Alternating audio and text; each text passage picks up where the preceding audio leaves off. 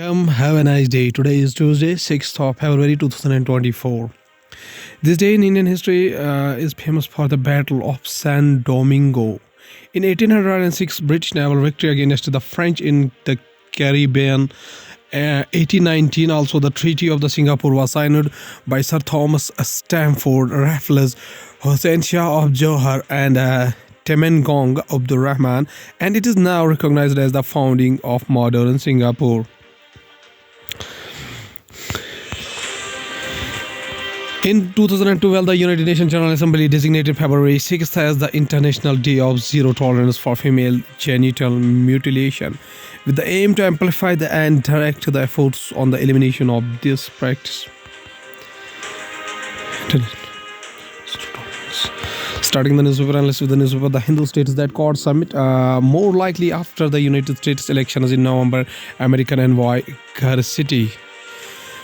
At a discussion on the Quad's new version, former officials clarify it was the United States and Australia and not India that pulled out the Quad in 2007.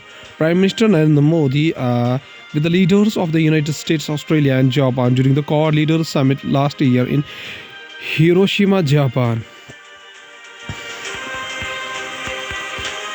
Leaders of Australia, India, Japan, United States Quad may not be able to meet for summit in India before the United States elections take place. American Ambassador Eric Garcetti said, stressing that the Quad agenda would be more productive. By the end of 2024, Mr. Garcetti, who was speaking at the discussion with envoys from Australia and Japan and former officials at the Jaipur Literature Festival over the weekend, indicated that the election schedules and campaign requirements would make it difficult for United States President Joseph Biden to travel to Italy. Mr. Biden had earlier declined an invitation to attend the Republic Day parade, followed by the Quad summit, with the dates proposed by New Delhi for January 26-27. The Hindu newspaper also states that Parliament proceedings opposition raises breach of federal principles in Rajya Sabha. BJP says the demand for the caste census from Congress is proof of lack of concern the party has for the welfare of people from backward classes. Rajya Sabha Chairman Jagdeep Dhankhar conducted the proceedings of the House during the interim budget session of the Parliament in New Delhi on February 5, 2024. The Rajya Sabha on Monday witnessed attacks and counterattacks by the opposition and treasury benches over the issues such as unemployment, breach of federal principles and communal divisions. During the debate on a motion of thanks to President's address to the joint session of Parliament. The Hindu newspaper also states that King Charles III has cancer and is receiving treatment. Buckingham Palace says King Charles III has been diagnosed with a form of cancer and has begun treatment. Buckingham Palace said on February 5, less than 18 months into his reign, the 75-year-old monarch will suspend public duties but will continue with the state business and won't be handling over his constitutional roles as head of state. Buckingham Palace says that King Charles III has been diagnosed with a form of cancer and has begun a treatment. Undated handout photo provided by Buckingham Palace on February 5, 2024, King Charles. Going towards the Indian Express newspaper states that Prime Minister event schools shut colleges to close by noon in Margaon today. The NSUI's Goa unit condemned the notification. Naushad Chaudhary, NSUI's Goa president, said, "We appeal to the Directorate of Higher Education to immediately withdraw this notification." Prime Minister Narendra Modi. Indian Express also states that Shariat law not automatically applicable. Court upholds adopted son's right to inherit. According to Muslim law of inheritance, there are three classes of legal heirs: sharers, residuary, and distant kindred. The court noted that of the 12 Quranic Sharias, only the widow of deceased has survived. The court noted that since the deceased had elected not to be governed by a Muslim personal law on the subject of adoption, the adopted son would now be a residuary instead of the siblings and was entitled to share in the property along with the widow who was a sharer. Indian Express also states that the big All India exam leak over 5 years, 1.4 crore job seekers in 15 states bore the brunt. An investigation by newspapers team as state correspondents covered 41 documented instances of leaks in recruitment exams. The revelations were starting. Sorry. The revelations were starting. 5-year fallout, distrust and despair hit 1.4 crore candidates. Some wait 2 years plus little action. Explain what is new bill to stop cheating in exams. A bill to prevent the use of unfair means in job recruitment exams has brought in a parliament with the tough penalties. What are unfair means and what is it the government's rationale for such a law? Section 3rd of the bill lists at 15 actions that amount up to using unfair means in public examination for monetary or wrongful gain.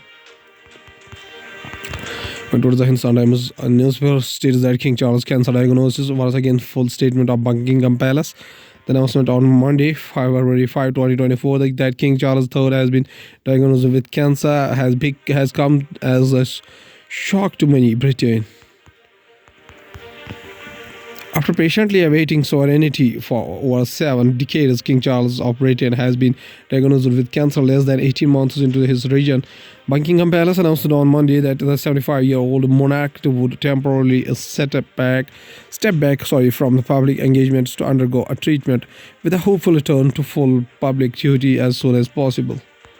Sometimes also states that Padma Bhushan for just one has broken Lakshmikant Pyarelal partnership. Asha Bhosle with the Lakshmikant Pyarelal and others. Mumbai, the two musically inclined boys Lakshmikant Kudalkar and Pyarelal Sharma began collaborating on tunes when they were 12 and 9-year-old respectively in Bombay. By the time the boys hit their teens, they were already working on the film scores. Special chairs with the long legs were made for them to sit for sound recording. It says Lakshmikant's wife Jaya Kudalkar in her letter to Home Minister Amit Shah. The letter dated February 5, which has been also marked to the INB Minister and the Maharashtra Chief Minister, is an anguished failure for posthumous recognition for her husband to match the Padma Bhushan conferred on January 17 on his collaborator Pyarelal. The Times also states that want friendship with the world but no compromise on border security. Amit Shah.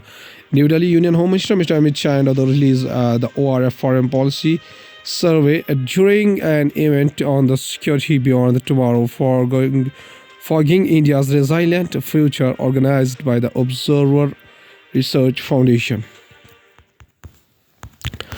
While India has emerged as a provider of solutions to the world in areas such as environment and digital infrastructure, all countries will have to come together on a common platform to tackle terrorism and its financing, Shah said at an event to mark the release of a Foreign Policy Survey 2023 by the Observer Research Foundation (ORF).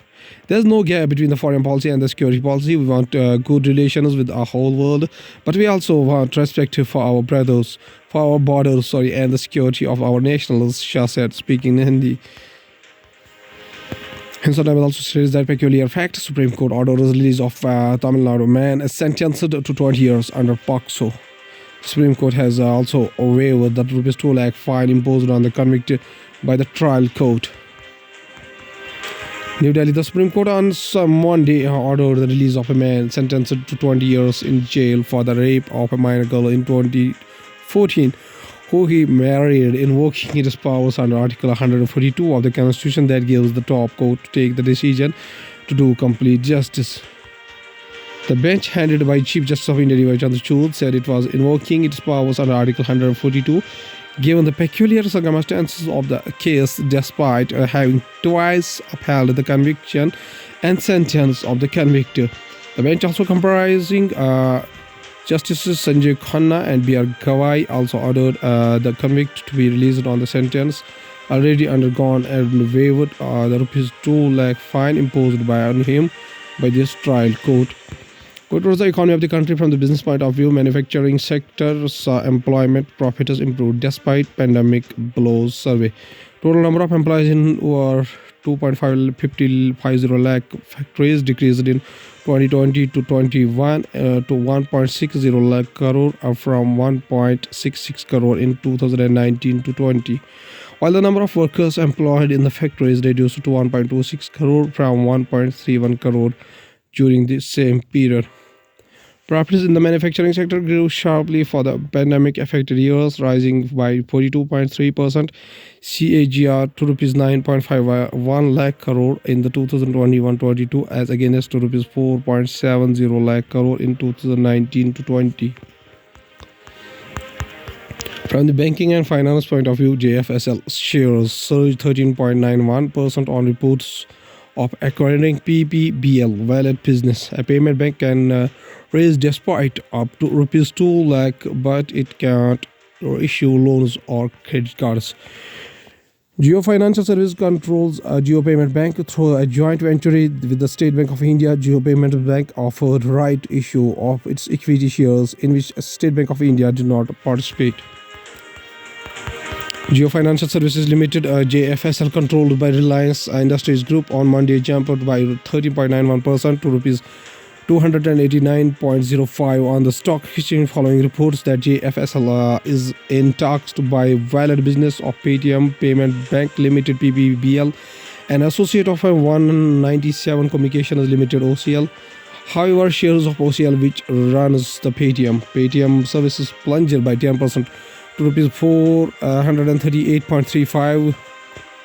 In the wake of Reserve Bank of India curbs, it has now fallen by 43% in the last 3 sessions. According to the market sources and media reports, Geo Financial and HDFC Bank are reportedly in talks to acquire Paytm's wallet business. However, any acquisition of wallet businesses or a payment bank will need the approval of the Reserve Bank of India. From the business point of view, dollar surges to 11-week high as Fed rate cut bets diminish. United States services sector growth picked up in January as new orders increased and employment rebounded, suggesting economic growth momentum from the fourth quarter spilled over into the new year. The dollar index, which tracks the greenback against 6 other major currencies, rose to 104.59, its highest since November 14, and was the last up 0.53% at 104.58. Going towards the world news, including Britain's King Charles diagnosed with cancer, Buckingham Palace. Kazakhstan's president dismisses his cabinet. 2 killed as a mortar shell from Myanmar lands in Bangladesh. Scientists declare Hindu Kush Himalaya a biosphere on brink of collapse. Pakistan election panel pauses flag carrier PIA's sale. Myanmar border guards flee to Bangladesh amid clashes with rebels. It was the science and technology Snap to lay off 10% of its global workforce. The Snapchat parent expects pre-tax charges in the range of $55 million to $75 million, primarily consisting of severance and related costs.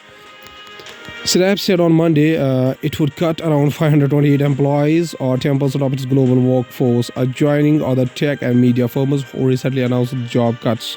Shares of the company rose more than 2% in the trading before the bell.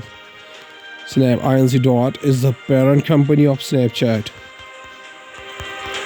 From the gaming point of view, Microsoft may bring Starfield, Indiana Jones and other Xbox games to PlayStation 5. Microsoft may be planning to bring games like Starfield, Indiana Jones, and Hi-Fi Rush to gaming consoles like a Nintendo Switch and Sony PlayStation 5. Microsoft may be considered a multi-platform approach for the Xbox titles.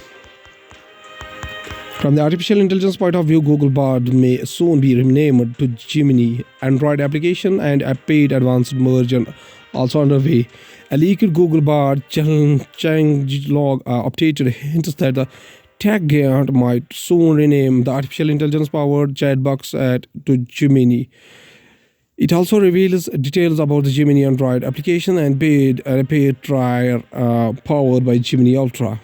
Google might soon rename Bard to Gemini. At last, there's a famous quotation said by a tribal community leader, Birsa Munda, whose birth anniversary is November 15, 1875 up to 9 June 1900. Was an Indian tribal independence activist and a folk hero who belonged to the Munda tribe. He spearheaded a tribal religious millenarian movement that arose in the Bengal presidency, now the Jharkhand, in the late 19th century and during the British Raj, thereby making him an important figure in the history of the Indian independence movement. The revolt mainly concentrated in the Munda belt of Khunti, Tamar, Sarvada and Bandgaon. Birsa received his education in Salga under the guidance of his teacher Jaipal Nag. Later, Birsa converted into a Christian to join the German mission school, but soon dropped out after finding out that Britishers were aiming to convert tribals to Christianity through education. After dropping out of school, Birsa Munda created a faith called Birsat. Members of the Munda community soon started joining the faith, which in turn became a challenge for the British activities. The Birsats openly declared that the real enemies were not British and not Christians, Mundas. The cause of the Munda revolt was the unfair land grabbing practices by colonial and local authorities that demolished the tribal conventional land system. Birsa Munda is also known as for the challenging the British Christian missionaries and revolting against the conversion activities along with the Munda and Oron communities.